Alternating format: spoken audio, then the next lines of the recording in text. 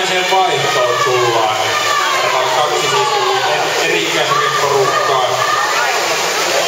Oulun Uinti siellä ja sitten tuo muun porukan kärkiuimarina tulee OSS:n joukkue. Jukka Valkonen pääsi viemään siellä tätä vanhempien miesten kärkipaikkaa ja Oulun Uintista Juha Juopperi lähti tuon nuorten ikäisarjan ainoana edustajamatkaan.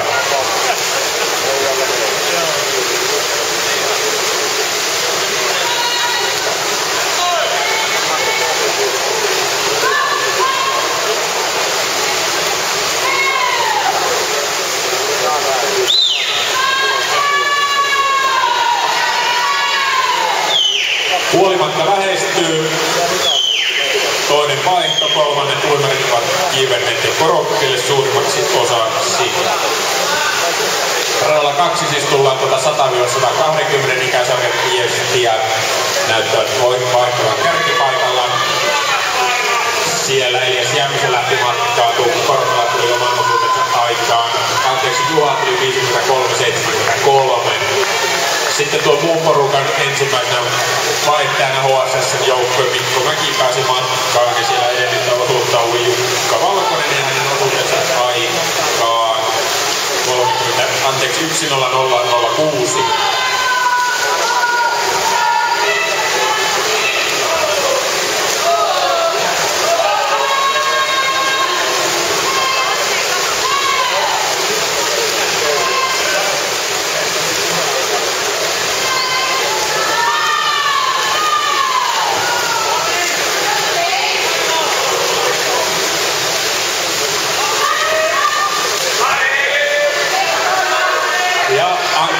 Osuus alkaa nyt ja siellä Elias Jämsä oman osuutensa alkaa 50-60.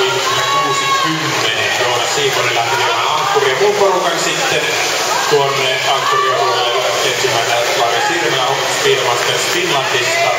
Toisena HSS Mikko Säntti Ankkuriosuudelle tuossa vanhempien sadulta. Ankkuriosuutta tullaan, viimeinen 50 metriä radalla 2 jäljellä ja sitten tuolla radalla 6-5 tullaan sitten tuo seuraavan ikäsarjan kärkikamppailua rata 6 kärki ensimmäinen Speedmaster Finland, Lari Simelä ja Kristen Pohl Kilperi tuli sitten tulosella, mutta tuo vitonen on vaihtoi siellä Mikko Säntti, joka jahtaa kovasti. Radalla 2 tullaan maaliin, mutta tuolla radat 5-6 vanhempien ikäsarjassa arvoton taka-ajon käynnissä. Vartalo mittaisilla erottaa tällä hetkellä, mutta matka taitaa loppua kesken ja vanhempien ikäsarjassa ensimmäisenä kello pysähtyy radalla 6 aikaa kauden, eli 9.23. Katsotaanpas vähän sitten tuloksia